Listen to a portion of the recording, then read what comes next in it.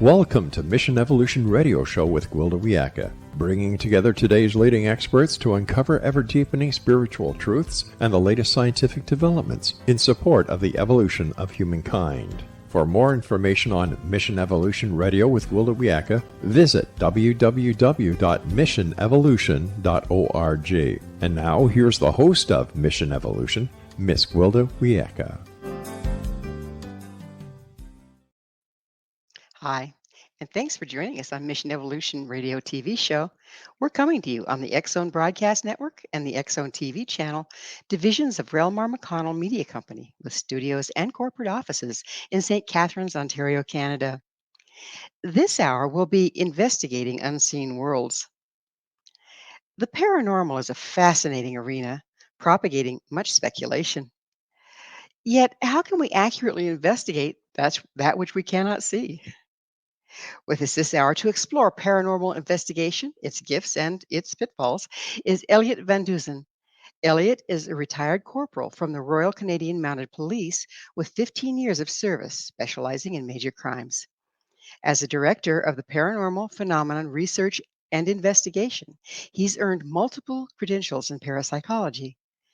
Elliott is also the lead organizer for the 2023 Halifax Paranormal Symposium. He's authored 3 books on paranormal phenomenon, including Spiritual Encounters, True Paranormal Accounts from Law Enforcement. His website, PPRI.net. Elliott, thanks for joining us on Mission Evolution. Thank you for having me. This should be fun. We're going to talk about ghosts today, I think. That sounds great. I love ghosts. apparently. So let's start with, what is parapsychology? So, parapsychology is the scientific study of extrasensory perception. So, any of the perceptions that fall outside our known senses, mind matter interaction, which used to be called psychokinesis, or the ability to move objects and items with one's mind. And then the third aspect of that, which is my favorite, is survival. So, it's the investigation of ghosts, apparitions, out of body experiences, near death experiences, and reincarnation. Which brings us to, what's a ghost? Well, I always get asked, do ghosts exist? And my answer is always yes, but it's what are they? I know from certain parapsychological studies that have been done in the laboratory that certain things, such as excessive amounts of carbon monoxide, excessive amounts of electromagnetic field radiation, can cause people to experience a haunting, including seeing an apparition. But I mean, they've been reported since the beginning of time back in ancient Mesopotamia. So I know that they exist. It's just a matter of, what are they? And are they all created the same? I mean, right now we just have our senses and or EMF meters and nighttime cameras and that sort of thing to draw on. But what are we really picking up? And are we picking up various things? Well, and that's just it. I mean, for example, there's what we call a residual haunting, which is what we believe to be kind of an energy imprint in the environment. It is a spirit that doesn't communicate with the living. It almost ignores the living. It could walk, through where a door frame used to be, because back in its day, that's where the door frame would have been. And it just basically acts like a video recording. And then there's other ones where, they can intelligently communicate with the living, either through an electronic voice phenomena or through knocks or raps. Investigators are able to corroborate information such as names, dates of birth. That kind of information is usually gathered from a medium. So there's certainly different types of hauntings, different types of ghosts. Well, how about the observer effect? When you get enough people together looking for something, can't they create it? There certainly is. There was actually a case that I talked about. My colleague Daryl Walsh always makes fun of me for talking about this, but it was called the Phillips experiment, and it was in Toronto, Ontario. And what they did with the Phillips experiment is they wanted to create their own poltergeist. So this group of psychical researchers basically created a background story for a fictitious entity named Philip. And every day they'd come in the office, they'd sit around their table, they would talk to the entity, they would make things up about the entity's background, and eventually they were able to get these strange rapping and knocking noises to occur on their table. And even when they broke off for Christmas and they weren't in the office for a couple of weeks, this activity continued to happen to them at their private residence. So certainly the mind is a very powerful thing that we don't fully understand yet. I'm glad you brought up poltergeist because I've read some studies. I'm trying to remember where that usually poltergeists are accompanied by a pubescent or a teenager, somebody just crossing that bridge there between child and adult in the household. Have you looked into that, or do you know about that? Yeah, sure. So that's kind of like the older theory. It does seem to kind of focus around adolescence, but the really old poltergeist theory was that we'd always blame it on that prepubescent female teenager. But there have been cases where males have been involved in poltergeist activity. For example, the Miami poltergeist case surrounded around a young male in his 20s. We've also had adult females, such as the Rodenheim poltergeist case over in the UK. That was an adult female that worked at a law firm.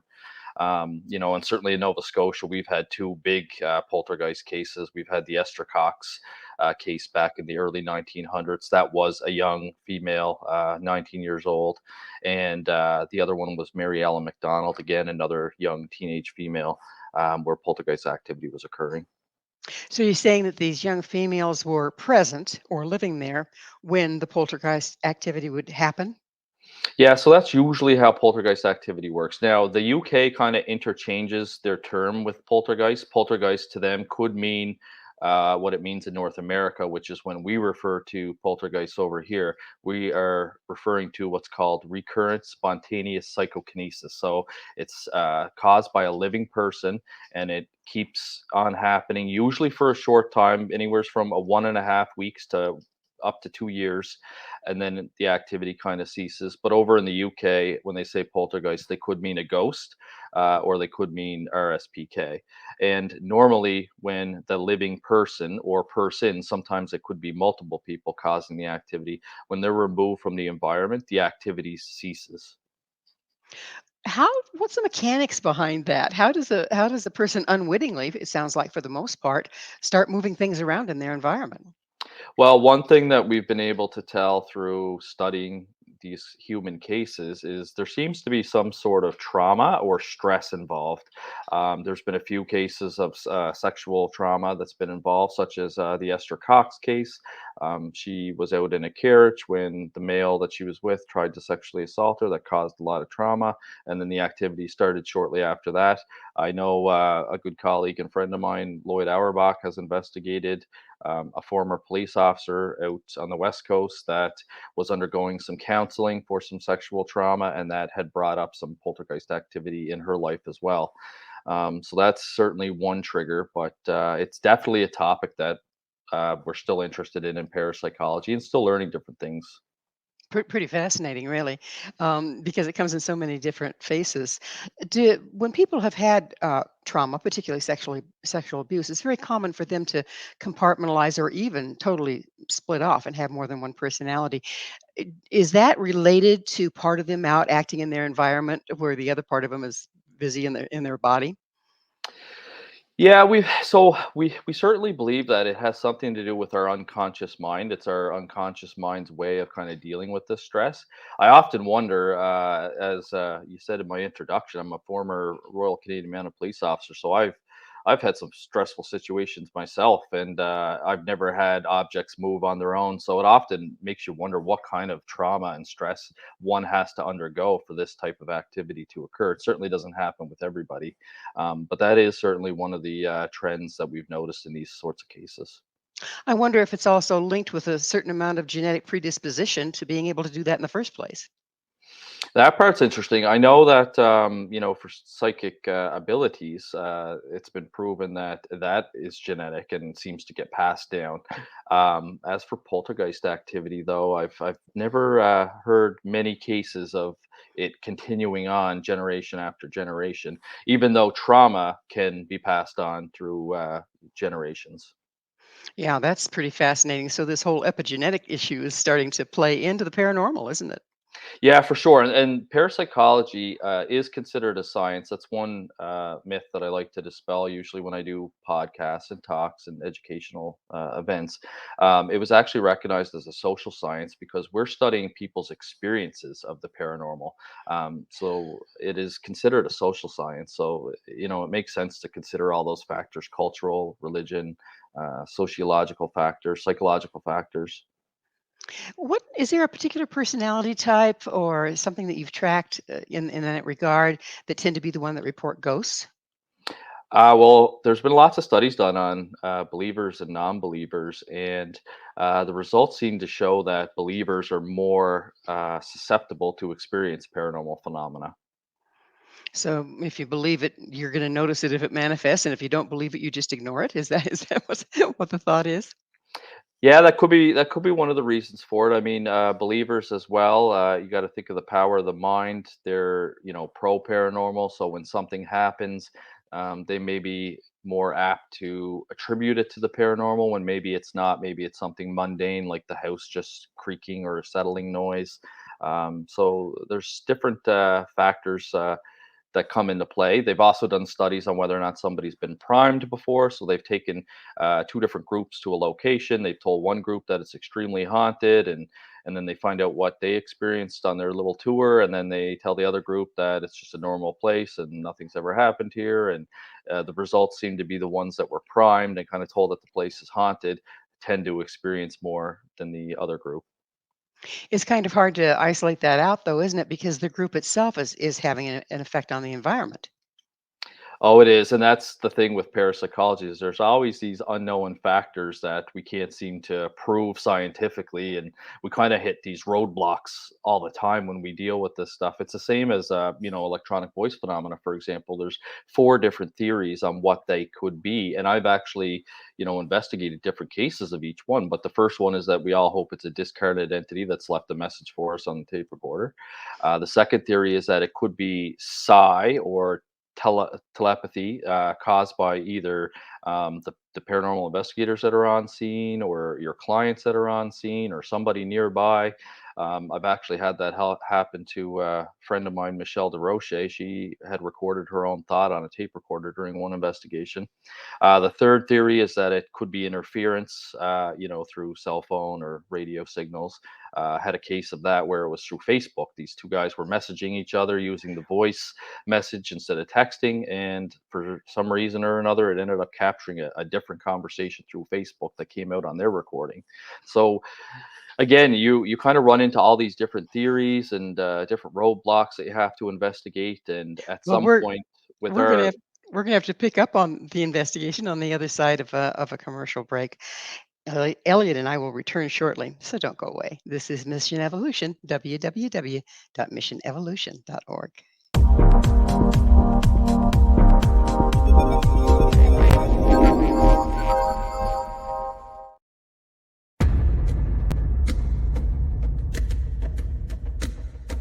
Are you ready for a tale that will leave you on the edge of your seat? Get ready to dive into the gripping memoir by Bart Sibrel titled Moon Man. Bart Sibrel takes you on a heart-pounding journey, unmasking the truth behind America's famous Apollo missions. Prepare yourself for hair-raising encounters with agents from the U.S. government's top secret agencies.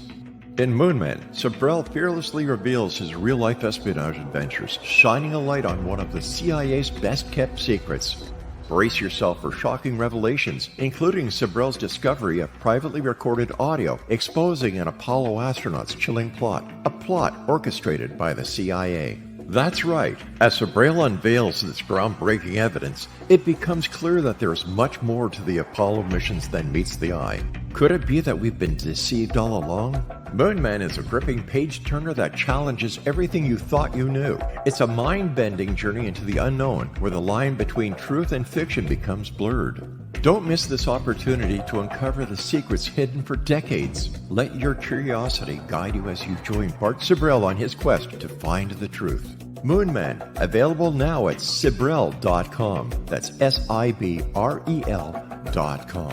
Prepare to have your beliefs shaken to the very core.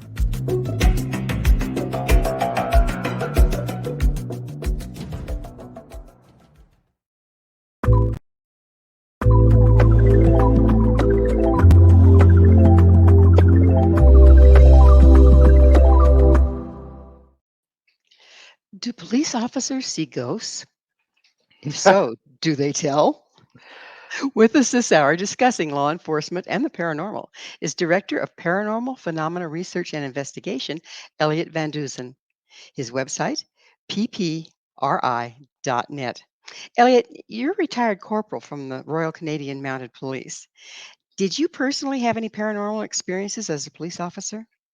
Not as a police officer, no. How I came to write those 2 books about law enforcement's experience, with the paranormal is, after I had written my first book, which was called Evil in Exeter. It was based on a private investigation, at a house in Rhode Island. My mother had encouraged me to continue writing paranormal books, but I had explained to her, cases of extreme hauntings don't come along every day. I'm not really sure what else I would write about. So I thought about my 2 passions, which was law enforcement and parapsychology. And I reached out to some colleagues to see if they had any experiences, and they did. And so they kind of gave me their story because they trusted me. I was, still a police officer at the time, and I was a paranormal investigator. So I managed to collect these stories. And before I knew it, I had talked to multiple different police officers, correctional officers, security officers, and had collected over 50 stories and had published my first law enforcement book. And then once that one came out, after doing some interviews and the book selling, I had more law enforcement officers contact me with more stories. So I've been very lucky. I've been told that that's a very niche market and a very hard market to crack.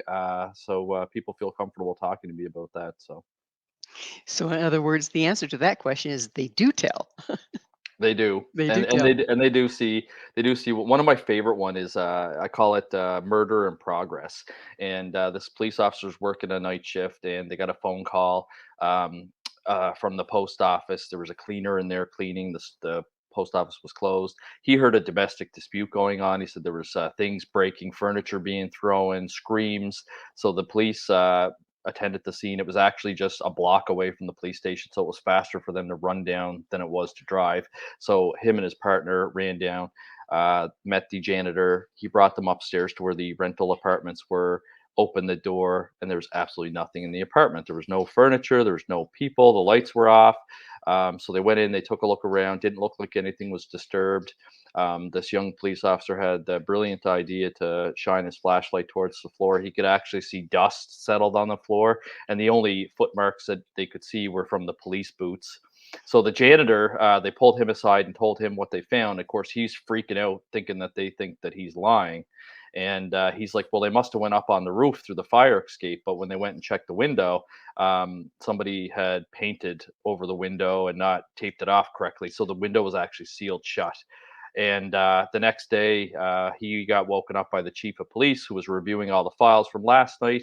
He had called him and wanted to hear about the story, so he told him the same story I just told you. And the chief of police kind of laughed and said, "That's interesting. This is the second call we've had there. Similar circumstances, but what happened is several years ago there was a murder in that apartment, and the woman was murdered with a bread knife, and it was a very violent crime scene. And it seems that every once in a while this murder scene kind of replays at this apartment.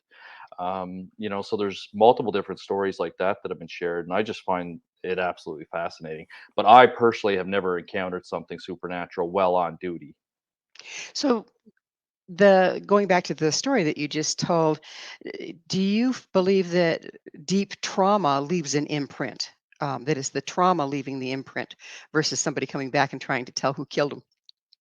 It certainly seems to be very, yeah, high traumatic, sudden incidences. It usually seems that these kind of hauntings replay when there's been a murder, some sort of suicide, some sort of tragedy, like a severe loss or a drowning. There's been lots of cases where somebody has died, and then there's a female apparition or a male apparition looking for their partner. There's one place, Tavern on Main.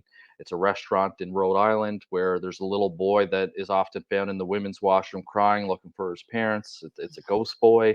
There's a case here in Nova Scotia out in Peggy's Cove. They call her the Lady in Blue. It's basically a female wearing a blue dress apparition that's seen walking the shores looking for her husband. That the folklore says that he drowned in a fishing accident.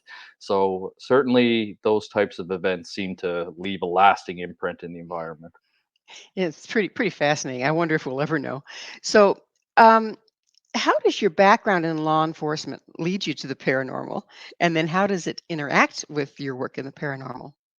Well, I think that my background in law enforcement has made me a better paranormal investigator. I'm certainly a critical investigator. When I get a call to investigate something, I try and look for the reasonable, rational explanations at first. If somebody says that there's scratching coming from their walls, we have to check and make sure there's no signs that there's a rodent or an animal inside the wall.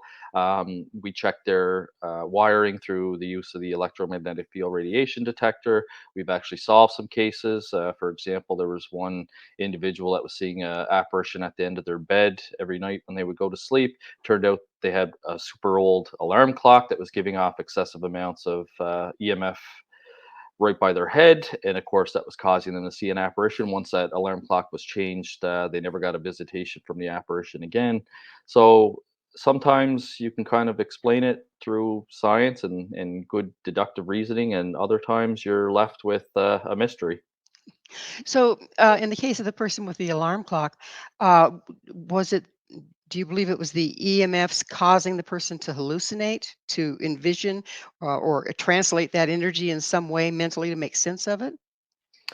Yeah, I do believe that it was giving off excessive amounts that were unsafe, and we know Mm. through the laboratory studies, the work of the former Dr. Michael Persinger that created what's called the God helmet. He took a snowmobile helmet, he put some electrodes in it, and he had research participants put this helmet on, and he would slowly increase the magnetic energy. And once it got to a certain level, people were able to start seeing deceased loved ones, apparitions. Some people even reported seeing religious figures such as the Virgin Mary, and I do believe that this was a case of that activity occurring.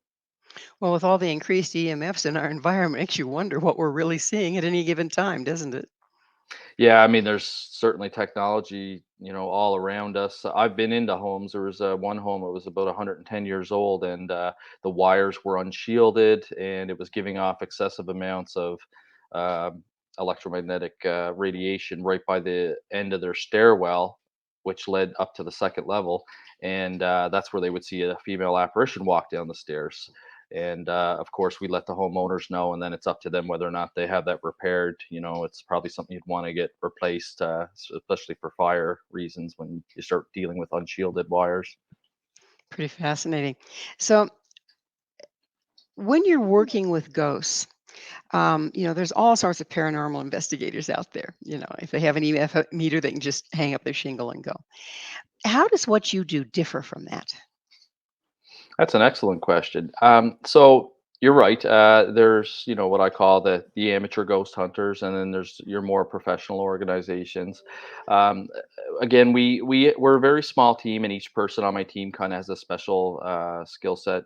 My educational background is in law enforcement and parapsychology. I've got a professional photographer on my team. I've got an audio engineer on my team that deals with all our electronic voice phenomena. So I really rely heavily on my team to kind of examine any sort of evidence that we get and give me their best and proper assessment of that evidence. And also when we're at a scene, or a scene, a haunting. There's my former police brain speaking. When we're at a haunting doing an investigation, we take very good care to make notes, detailed notes on where everybody is at the time. Um, all the recordings are kept with one person, so we keep continuity of those recordings, and we just follow a really strict, protocol and guidelines when we're doing our investigations. I've worked with other groups where it's kind of, and a lot of these groups are just doing it for fun as well, but you show up and it's just kind of willy-nilly, and there's people running all over the place, and they're not documenting where somebody is. And then next thing you know, when you have a photograph with somebody far in the background, you're not sure, is that one of the investigators, or did we catch something, in the background? And you're kind of left with that. You can't prove it otherwise, because you weren't careful in the first instance. So they're running around polluting the scene like crazy. Yeah, I've seen both. I've seen, I've worked with some groups that follow the same thing, kind of, a scientific method, and very meticulous. And then I've seen others that it's just sheer chaos, and at least they're out trying, I guess. And there's kind of a what they are calling the citizen scientist programs out there now that parapsychologists are releasing to try and bring these amateur people up to speed and kind of give them some best practices, because they realize with all these people out there trying to collect evidence, why not give them some tools to kind of help, so that if they do catch something that can be used, we can use it. You can add it to the bank of knowledge. So, some paranormal, a lot of the teams have a psychic on board. What's your take on that? Yeah, so I'm not against mediums. I do believe it. I believe that our human mind is capable of doing it. I just believe that certain people have that switch turned on for whatever reason. And we recently used a medium on one of our investigations, and my entire team was so impressed with her that we actually asked her to become a member of our organization afterwards. And one thing that kind of blew our mind was at this house. And of course, when I have a medium come and investigate, I don't give them any details about the case at all. I just tell them when to show up and where to show up. And so one thing that happened is, about a week before we showed up, the wife was playing cards with somebody. They had put their cards down on the table to go get a drink. When they returned, the wife noticed that she was missing a card. They looked everywhere for it. They couldn't find it. It was the seven of spades. So they kind of stopped playing because now they're missing a card. They had 51 out of 52 cards. So my investigator gave our medium the stack of cards and said, "Do any cards come to mind?" And without hesitation, she said, "Yeah, I keep seeing the six and the eight of spades," which were the outlying cards of the missing card, the seven of spades, which was missing. And there was other things too that she did that investigation. It wasn't just the one thing. That was just one thing that I really stood out to me, and I kind of blew me away. But she was actually able to detect. She felt like a pain in her heart and numbness in her left arm. Well, it turns out that the spirit we believe that was haunting the place was the homeowner's father, who had taken a massive heart attack. So there was different things that she was able to sense that us as investigators had no idea about, and we were able to corroborate about 5 or 6 different things from her. So mediums can be very useful in your paranormal investigations. That's good to know because there's yet more information. It's time for us to take another station break. Elliot and I will be right back to continue our haunting discussion. So you stay right there. This is Mission Evolution, www.missionevolution.org.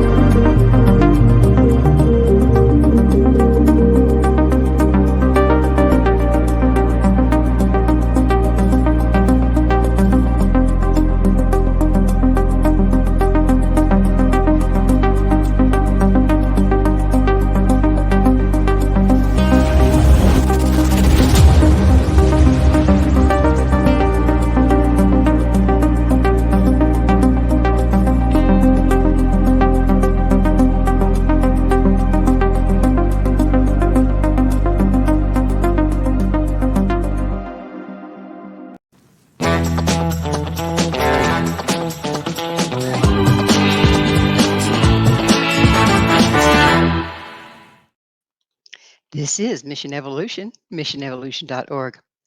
Are all paranormal investigators created equal? With us discussing the fine or not so fine art of paranormal investigation is Elliott Van Dusen. His website, PPRI.net.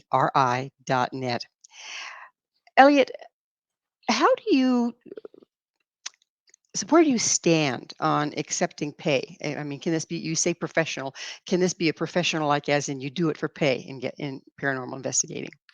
The only one in this field that I've known that has made, somewhat of a living with it was Stanton T. Friedman when he was alive doing his UFO lectures. Of course, everybody wanted Stanton at their conference, so he had expenses paid. And of course, he had lots of books and publications and things like that.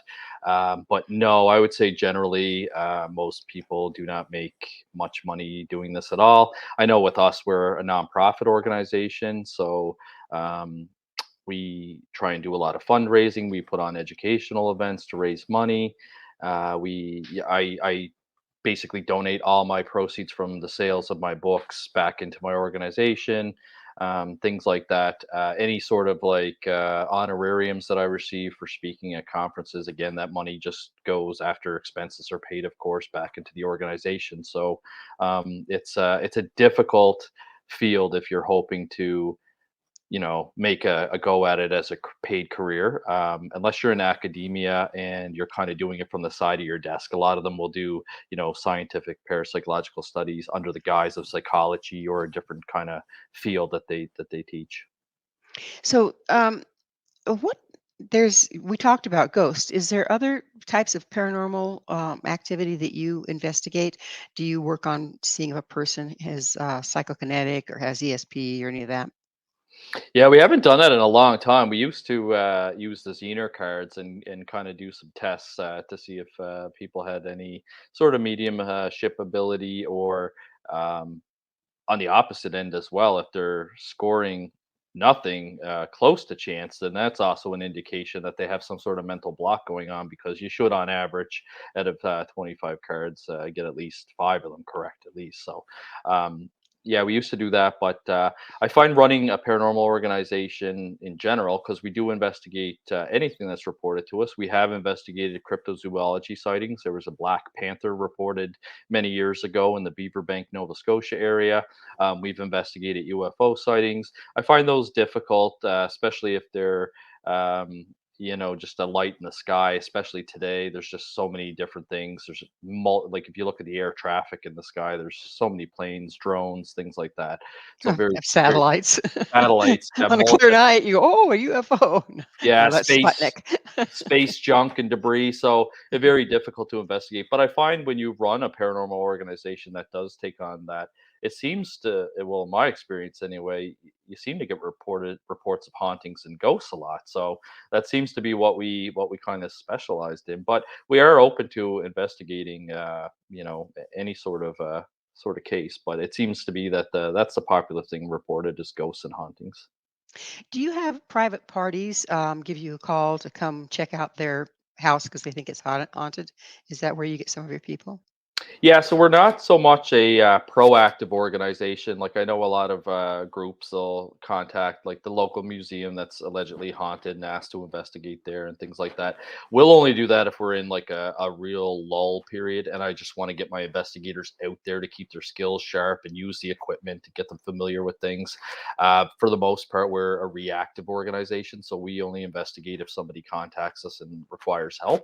That usually comes through the forum of our website. There's a contact us section on there. So people will look for a paranormal investigator in their area. We service all of Atlantic Canada and the New England states down in And the that's US. website. What's the website address for And that? the website for that is ppri.net. It stands for Paranormal Phenomena Research Investigation.net. And we on average we do maybe 2 to 3 investigations per year. We've done one investigation this year, and we have about 3 or 4 right now that have just recently come in. I don't know if it's because it's October and people are thinking, or it's almost October and people are thinking about the paranormal and the supernatural, but yeah, we've got a business and I think 2 or 3 homes that just came in. So I have to take a look at that and see if I have investigators that can I can assign it to. So, what tools do you use? We've mentioned a few, but what tools do you use and who operates them? Yeah, so we have a electromagnetic field radiation detector, which we use. We have two of them, and And those are all. what electricians use. Yeah, it's a tool that electricians can use to check for unshielded wires. So, but it's not. There aren't any that are specifically built for your purpose. You just use the ones from. There are some EMF readers that are marketed towards ghosts, but there is one myth is when you hear ghost hunting equipment, there's actually no such thing as ghost hunting equipment. All the equipment that we use is used for other purposes, but can be helpful. Within paranormal investigation, such as that EMF reader. The other thing is like a point and shoot laser thermometer. I mean, they were using that during COVID to check your temperature when you'd go into a restaurant, so it has multiple purposes. The one tool I do like is we invested in a FLIR, which is a forward infrared looking camera, thermal camera. Mhm. And that's really cool because I like to show it in the presentations. I'll put my hand on the wall. Or sorry, I'll point the thermal camera at the wall before I put my hand on the wall, and you'll see that there's nothing there. I'll just put my hand on the wall for 2 seconds and then pull it away and put the thermal camera there, and you can see the perfect outline of my hand there. So that's really interesting because you'd like to see that when you hear footsteps approach you. Or I've had, I wish I had the tool at the time. I didn't own it at the time, but I was at a haunted house and I saw the doorknob turning while I was in the room. I was the only person on that floor, so I went over to the door and I opened the door up really quick and looked behind it, and there was absolutely nobody there. It would have been interesting on the other side to have used that thermal camera to see if you could have saw a handprint on the doorknob or something like that. But it is a valuable tool. So, in that case, you would probably be ruling out a ghost if you got a heat signature, right? When somebody else had touched it that has a corporeal body and some warmth. Well, it is interesting because in that same case, when we had a medium come in to help clear the house, she was calling the entity over towards her, and all of a sudden on the thermal camera, I had purchased it after that incident with the doorknob. You could see footprints materialize across the bed, but they were dark instead of warm, as if like if a human had walked across, you would have saw you know hot footprints, but these were cold. So it was really interesting, and we had felt a cold spot in between us before the entity's footprints had appeared on the bed cheek too. So very So very that fascinating. so that's what that thermometer thing is for, is to measure hot and cold spots. Yes, yeah, and you have to Yeah. be careful too with the laser point and shoot because it'll only detect the temperature wherever the laser is. It doesn't detect the change in temperature in between. And the other thing that can happen, and I've had this happen a lot, is where somebody feels a cold spot and you actually react to it physiologically. You'll get goosebumps, but the temperature of the equipment doesn't actually pick up a change. Or, at our last investigation that we did a month ago with our medium, she felt when she was communicating with the spirit that she was getting very cold. She said, "I'm freezing," but the thermal camera actually said that her body temperature had increased by 2 degrees, even though she felt Mhm. she was freezing. That's substantial. Yes, and it was 2 degrees Celsius. I'm not sure what that would be Fahrenheit, but yeah, no, a substantial increase within a Well, matter of Celsius would seconds. even be more. Yeah, yeah. Yeah, yeah. That's pretty interesting. So she was kind of empathing through her body that there was paranormal activity and her body was responding. Is that what's going on there? Yes, yeah, yep, and very much so. And it was kind of neat to have the equipment there to kind of verify.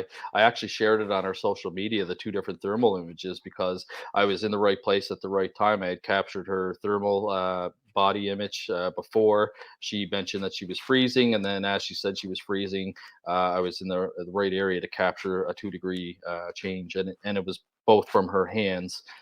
So it's not like it was two different parts of her body or anything like that. It was in the exact same spot. So it was really, really cool.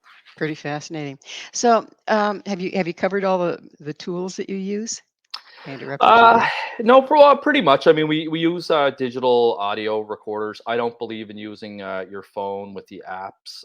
If you're just going to use the voice recorder to record, I don't have a problem with that. But the apps, I'm very leery of because they're marketed as ghost apps. And just recently, I've got one of my investigators, my audio engineer, Peter McMasters, is working with a university right now on a special project. And one of the things they're doing are looking at apps. And he had me test out the EMF app in the phone. And what I did is normally your microwave will give off excessive amounts of EMF if you're running it. So I ran the microwave and had both the app on my phone and the real EMF reader in my hand, and there was a huge difference. The phone was barely picking up anything, and then the actual EMF reader was basically telling you don't stand in front of the microwave because there's a lot of radiation coming. Absolutely. So once you get all this information, do you then triangulate? That's the way you do it when you're working on the force, right? You triangulate, and would you mind explaining how that works? Yeah, so once we gather all our data, we usually sit down as a team and, well, after it's analyzed, of course, I usually, like I said, anything that has to do with electronic voice phenomena or audio, I give to Peter because his background is audio engineering. Anything to do with photographs, I give to Mike Shaw. He's my commercial photographer.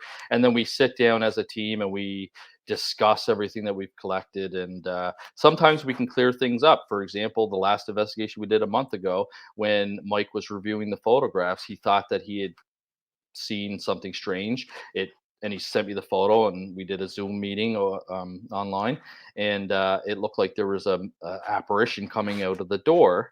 But then I recognized the clothing, and this is from making good notes at the scene, as being one of the homeowners. And what had happened is I asked Mike, I said, what was the frame speed when I took that picture? And it was like something like 0.6 of a second.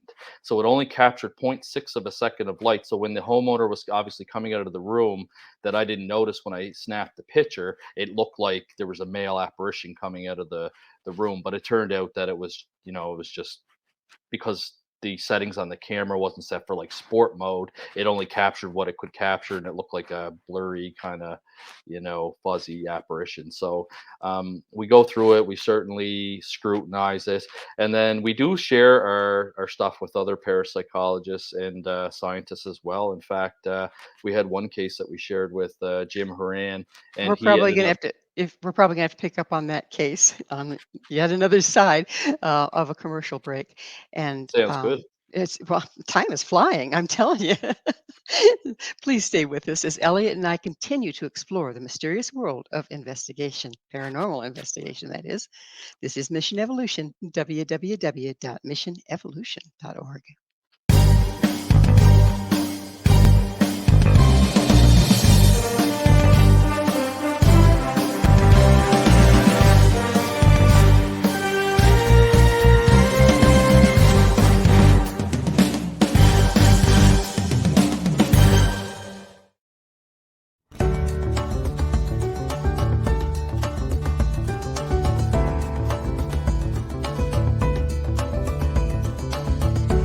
Dr. Michelle Rathbone has been nominated for Healthcare Provider for the Year 2023 Award for Excellence in Brain Injury Rehabilitation that is presented by the Ontario Brain Injury Association in collaboration with the Personal Injury Alliance. Dr. Rathbone has a lifelong interest in treating neurotrauma. To that end, he did a medical degree at the University of Liverpool and a PhD at McMaster University, studying the biochemical basis of regeneration. He extended this work as a faculty member in the Department of Neurosciences at McMaster, where he was a principal investigator in the Medical Research Council of Canada Group in Developmental Neurobiology. He then completed his clinical neurology training at Western University and was awarded a Fellow of the Royal College of Physicians of Canada, specializing in neurology. Dr. Rathbone has treated over 40,000 patients, over 7,000 of whom had neurological trauma. He has been instrumental in treating patients with acquired brain injury in Hamilton. He has consulted on the Acquired Brain Injury Inpatient Service at the Regional Rehabilitation Center for 12 years and trained the neurologist-hospitalist currently working on the inpatient service. He played a central role in developing the Integrated Interdisciplinary Adult Concussion Clinic at Hamilton Health Sciences with colleagues from other disciplines. Dr. Rathbone works with each of his patients individually, tailoring treatment to the patient's needs and wishes. Treatments then involve both pharmacological and non-pharmacological approaches. In addition to his clinical neurology practice, Dr. Rathbone has continued his research and educational activities. He has published over 200 papers and abstracts and published 3 papers on concussions in major neurological journals in the last year. His research has been recognized internationally. For example, he was awarded the honor of Supreme Magistri, Università degli Studi G d'Annunzio, Chieti, Italy for outstanding contributions to research and high academic example. Dr. Rathbone is currently investigating novel treatments for symptoms of acquired brain injury. His objective is to help the recovery of patients with ABI. Dr. Rathbone has educated many students and residents who have become neurologists, several specializing in acquired brain injury. His teaching has been recognized internationally, and he is an invited teacher in neurology and acquired brain injury in training programs of Hippocrates, the prestigious international medical education organization in Munich, Innsbruck, twice, and Berlin. To vote for Dr. Michelle Rathbone, go to www.aoe.pialaw.ca/vote.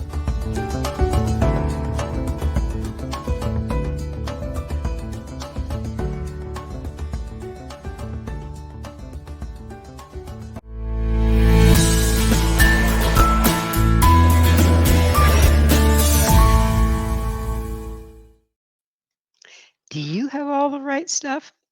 What does it take to be a paranormal investigator? This is Mission Evolution, missionevolution.org, and we're continuing our discussion with the Director of Paranormal Phenomenon Research and Investigation, Elliott Van Dusen. His website, PPRI.net.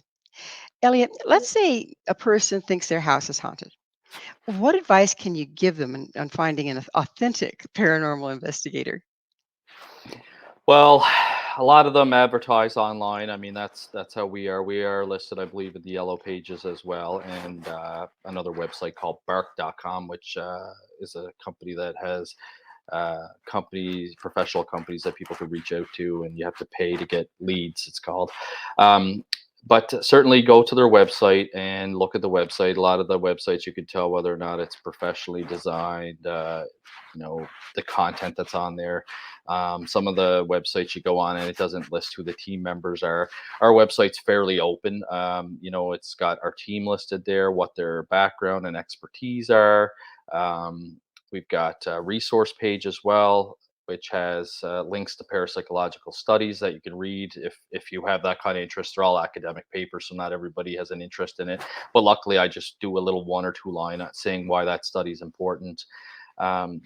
Things like that to kind of look out for, because I have come across some websites that look like they were just kind of thrown up overnight. And then certainly when you contact them, ask to speak to them on the phone, and you can learn a lot about somebody, or even set up a Zoom meeting. That's what we do initially. I call it the initial interview. When we have a client contact us, I would like to do it in person, but sometimes, say for example, I'm in Sydney, they're in Halifax, that's 500 kilometers away. So instead of me traveling up to do the initial interview, I'll set up a Zoom message, because then you can look at not only their verbal responses but also their body language as well. And if you just have that intuition that it doesn't sit right with you, then don't go with that group and look for somebody else. It seems to me that some people are just enamored, but other people are kind of terrified. Something's going on in my house. I can't explain it. I don't feel safe. I don't know if my kids are safe. Can someone that's not a well-trained paranormal investigator cause more damage than good? Uh, I do believe that can occur for sure. One complaint that we've heard from people is that I've called this group and they came in and they had some fancy equipment, and then they left and that's it. We never heard back from them. They never told us, what they found. They never shared anything with us. they didn't fix the problem. We're still having haunting activity, and then they get sick of it after months or whatever, and then they contact somebody else. So that's one thing that we do. I stay in touch with the clients, and then at the end of the investigation, once I've reviewed all the evidence and everything's been analyzed, I do up a conclusion report for them, and I'll send them anything that we have, whether we cost like what we think is an electronic voice phenomena or a photograph or anything like that, and provide them with a very detailed report on what we found. I always caution people too, like as paranormal investigators, you get invited into somebody's home. You're usually only there for maybe a night. Maybe if it's a really good investigation, you kind of got something the first time, you'll ask them to come back a second night. But it's not typical that like we move in with somebody and live with them for 3 months. So just because you're there for those 12 hours or 24 hours and you don't experience anything, it doesn't mean that something's not happening. That house I investigated in Rhode Island, it would be extremely haunted for like 2 weeks in a row, and then it would go through a quiet period where nothing would happen for 2 to 3 weeks, almost like the entity was kind of recharging its batteries or taking a break or whatever was going on. So I always caution people that too, just because you go to a place for a couple hours, don't walk out there and discount the homeowner's experiences. They have more experience in that environment than you do. Yeah, like Murphy's Law, it's going to disappear when the Ghostbusters show up, right? Oh, for sure. I mean, or the things go wrong, all the time. Like, batteries will drain, which is, often a link to, the paranormal. Or you'll have equipment malfunction, and you have to, is this paranormal or is it just bad technology?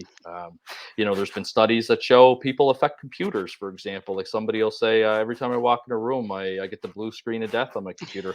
Well, a good friend of mine, John Kruth with the Rhine Research Center has done a study on that and has shown that certain people give off energy that can affect electronics. So yeah, you have to take everything into account. So, what if a person wants to learn to be a paranormal investigator? Where can they get training?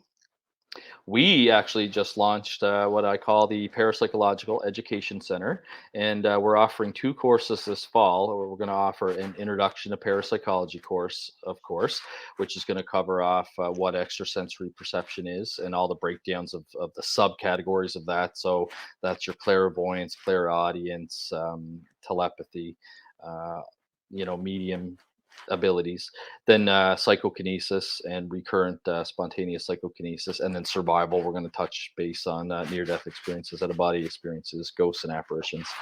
And then our second course is an introduction to demonology course. I have an interest in demonology. I've taken 2 courses in it, one of them from the University of Edinburgh, and it was an ancient demonology course. And we're going to talk about, where kind of first developed through ancient civilizations. And then I've got a couple of guest speakers that do exorcisms and deliverance type work that are going to come in week 3 and week 4. And that can all be found on our website, ppri.net as well. Pretty Um, fascinating. So, speaking of learning about the paranormal, tell us a little about the 2023 Halifax Paranormal Symposium. I understand you're quite active in that. Yeah, so I'm the lead organizer on that. It's a huge undertaking, but it's tied up myself for at least a year, just all the planning. But what we wanted to do is there hasn't been a really big paranormal conference in Canada for quite some time.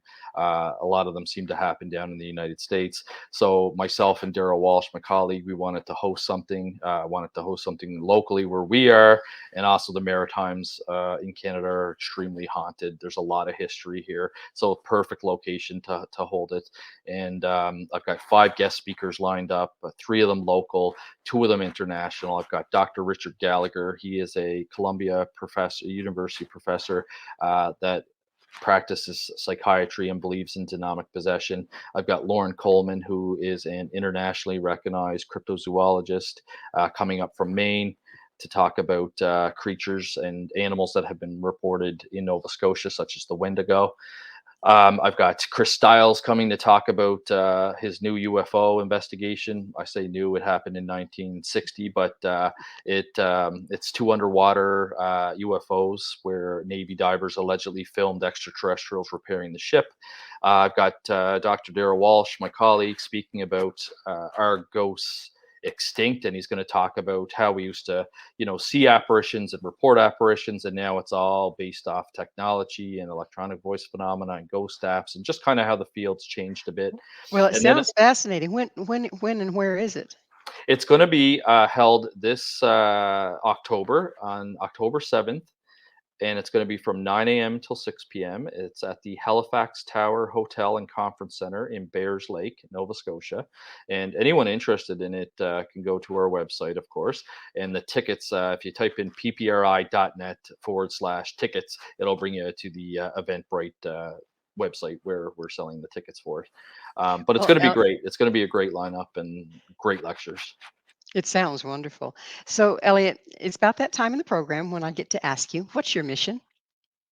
What's my mission? My mission, I guess I would have to say, is that I want to try and, provide as much education in the paranormal and quality education, and help dispel some of the myths that's always surrounded, parapsychology. The reason we started doing parapsychological investigations was to help rule out frauds during the spiritual movement with the creation of the Society for Psychical Research. So I feel passionate about providing proper education, proper information to people, and I hope to reach as many people as I can. I think that would be my mission if I had one.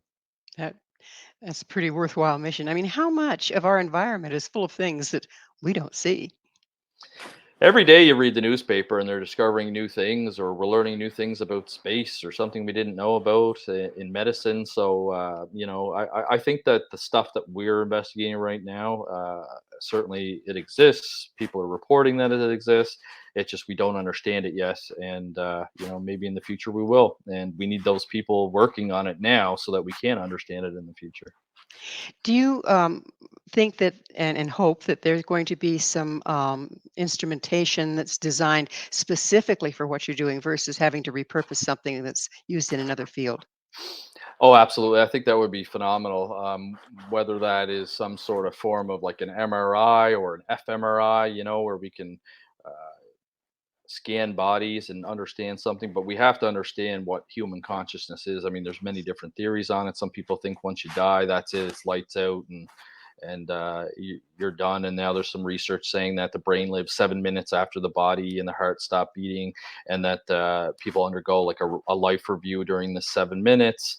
So there's different theories that we still don't fully understand yet, and maybe one day we will be able to create technology that can detect, human Pretty consciousness.